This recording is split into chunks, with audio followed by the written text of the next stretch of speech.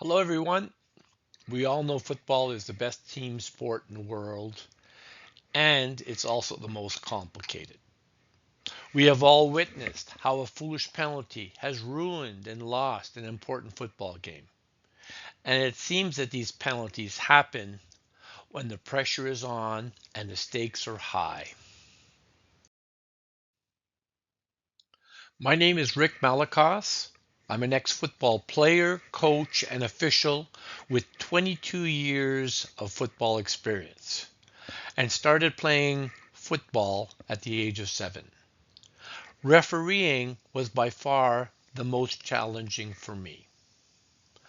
I designed this short video after seeing so many football games lost due to penalties. I sat down with 3 high-level coaches and they all agreed there was not a lot of education on penalty reduction. My objective today is that every player that watches this talk will become better game day football players. Okay, let's dive in. Football started 151 years ago with the first official football game being played between Harvard University and McGill University in 1874. The NFL started in 1920 and the CFL started in 1958. Football is continuing to grow in Europe, Mexico, and Asia. Notice both teams have the same uniforms without any numbers. This must have been a nightmare for the officials. Army won last year's football game 17-16. On game day, there are a lot of variables that you can't manage. You can't manage the weather. You can't manage the fans, but you can manage penalty infractions. And that's why we are here today. Penalties can occur before, during, and after the play. Let's review this chart. Pre-snap fouls happen before the ball is hiked. This could take as long as 20 seconds. They are usually 5-yard penalties and are technically based. Examples would be illegal procedure and offside. After the ball is hiked is when half of all the penalties occur. Average penalties are 10 yards. An example would be holding and is a technical foul. Dead ball penalties occur 1 to 5 seconds after the play is over, are usually 15-yard penalties, and are emotional fouls due to lack of discipline. For an example, unnecessary roughing and objectionable conduct. Take a look at the right column. Pre-snap fouls account for approximately 43%, post-snap fouls 51%, and dead ball 6%. Here are some reasons why players get penalties. I believe teams should give more time and effort to teach penalty reduction strategies to win more football games. Game day stats are misleading. It's not the number of penalties or total penalty yards that matter. It's the offensive drive that stalls and the touchdown that gets called back. The iceberg is a good metaphor. You see the top, which are the statistics, but you don't see the enormous bottom or the dire consequences of penalties. There are approximately 135 plays in a game, with approximately 7 penalties given to each team for a total of 14. When the defense gets a penalty, the offense scores 31% of the time. And if the defense gets another foul on the same drive, that number climbs to 72%. At the start of each football season, coaches bring their players up to speed on all the new rules and regulations. Then on game days, request that their players refrain from getting penalties and to follow proper bench protocol. Coaches are workhorses and have an incredible number of tasks to perform in a condensed season. I think teams at the college and pro levels should have a dedicated penalty reduction coach to help win more football games. Here are some penalty consequences. Can you think of more?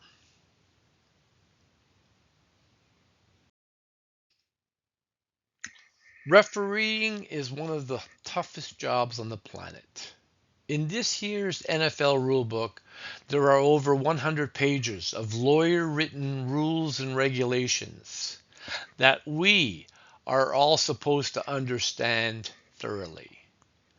Football has one of the highest player referee ratios of all team sports. There are 7 officials watching you during a game. That's a lot of eyes watching you. On game day, there could be more than 200 people on the gridiron. When you count the players, the coaches, the trainers, the equipment staff, the medical team, and the officials. That's an enormous amount of people for a referee to manage in a sporting event. The objective for each game for the referees is to have a fluid game and let the players play the game and kind of be invisible. There's also immense pressure of making a bad call or a missed call in front of everyone. There's a severe shortage of referees in all sports due to increased harassment and abuse they endure from players, coaches, and spectators. We have all heard the expression and been taught to play until you hear the whistle. That's great during practice, but could be devastating on game days. Let me explain.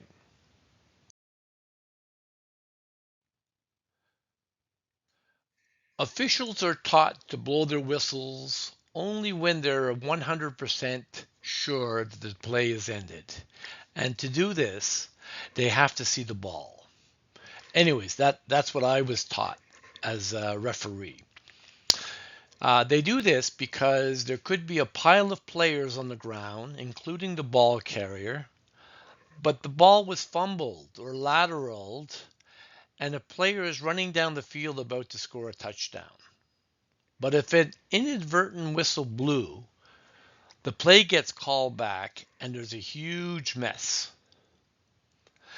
If a ball carrier is on the ground or out of bounds and the whistle has not blown, you must make a judgment call to make contact or not.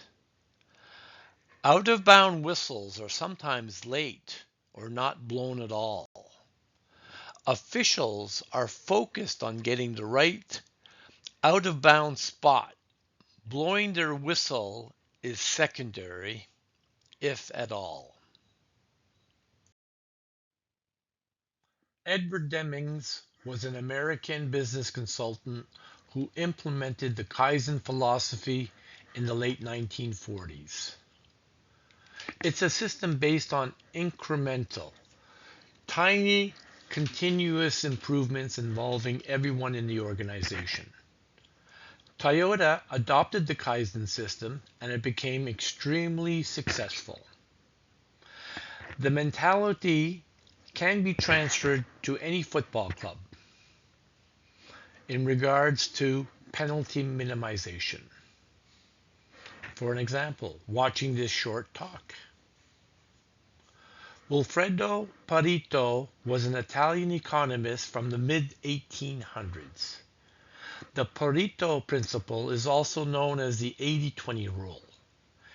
he concluded that roughly 80% of outcomes came from 20% of causes, meaning a small portion of inputs often drive the majority of results. Take a second to read this slide. Approximately 80% of serious undisciplined penalties are caused by the same 20% of players. A small number of plays or mistakes can decide most of a game's outcome. Now let's review this chart I developed. Time, play, score, and game are already in your consciousness, in your brain. The yard line is the only item or detail that you need to pay attention to before each play. In the top example, there are no worries at all. You're up 24-10, it's the fourth game of the season, and you're on your own 47-yard line. Now let's review the bottom example. It's the fourth quarter with 4 minutes left in the game. It's second down. You're on their 35-yard line. You're losing by 3 points, and it's the semifinals. Here, you have to be 100% alert and disciplined not to get a foul on this play. The 3-point line is a variable yard line depending on your field goal kicker's range and the environment like the wind or the rain. No penalties, no sacks, no lost yards on plays in this field goal range. Possible audible for your team when you're in the field goal range, depending on your kicker's distance. It could be 3-3-3, it could be zebra zone. Situational awareness on the area of the field. Pay special attention to these three areas. Field goal, 3-point line. You do not want to get pushed out of this line. We just discussed that. 2 is the line of scrimmage. Offside and illegal procedure are the main infractions. Know the count and don't budge until you see movement. On the sidelines, you must be extra prepared for a late or no whistle at all. Hit inside the sidelines with no late hits. Kansas City Chiefs averaged 24 holding penalties in 2023, 2024, and 25 seasons. In 3 consecutive Super Bowls, they had 0 holding penalties. The team understood the importance of penalties on critical plays and games. Missed calls could ruin games and lose championships. Coaches and players feel justified to get seriously upset on no calls and go on penalty tilt. Penalty tilt is focusing 100% on the missed foul and lose good judgment on future plays. Are there good fouls? Yes, at times holding is a good penalty to protect your quarterback from getting clobbered. Sometimes pass interference to prevent a TD or an interception. Can you think of other penalties that might be good? The reason why specialty team plays are so important in a football game is because the field position changes dramatically. A 10-yard holding penalty could eliminate a 50-yard punt return.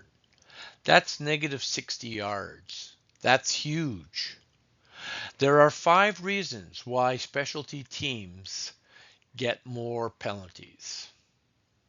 One, the play is longer in time. A play could last over 10 seconds. Two, plays are longer in distance.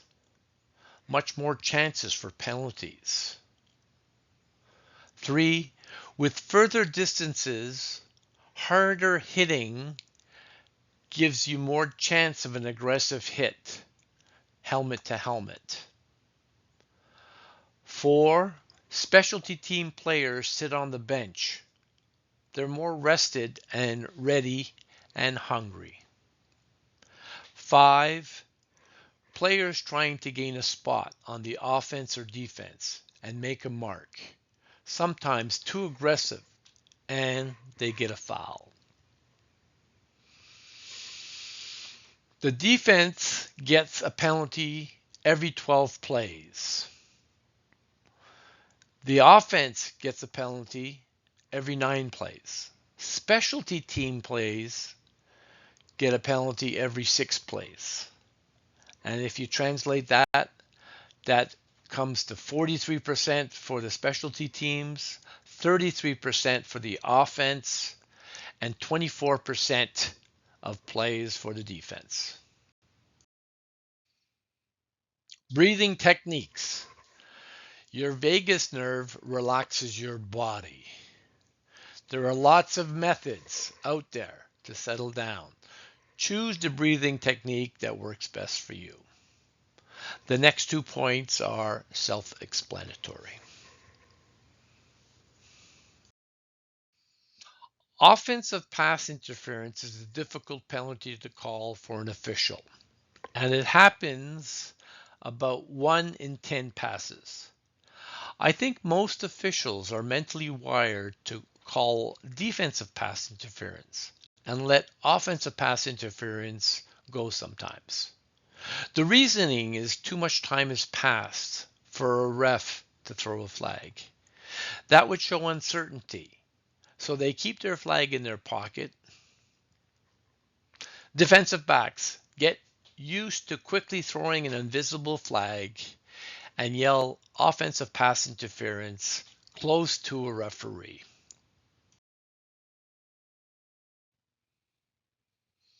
Objectionable conduct. A player shooting off his mouth after the play or making contact with the ref, etc. After play is over, a player takes an unnecessary roughness penalty. Number 3, an unnecessary penalty away from the main football play. Your running back, for an example, your running back is about to score a TD and someone blocks a player from behind 20 yards away, and a TD gets called back. Bench management. Coaches have to set the tone for the bench. Coaches have to teach everyone the basics. A new person not knowing the proper rules can ruin a game. Retaliation. Officials don't care if they see the first punch. They call the punch they see. Remember that. Pretend you are all coaches and you have to give a percentage estimate of ownership for each penalty. Objectionable conduct and unnecessary roughing are 100% in my books that the player's at fault. The other fouls you can decide on. Trust and systems are key components for organizational football success. Football is an extremely challenging and difficult sport to play. When a player gets a foul, the whole team suffers. On game days, players should get into the habit of taking a split second before each play to put penalties into their football DNA. Thank you, and I hope you enjoyed this video. Here's a short quiz for you to complete. With AI, you should be able to figure it out in a few minutes. One last tip for the wideouts on the O-line. Always remember to check in with the side official to be sure you're lined up properly on the line of scrimmage.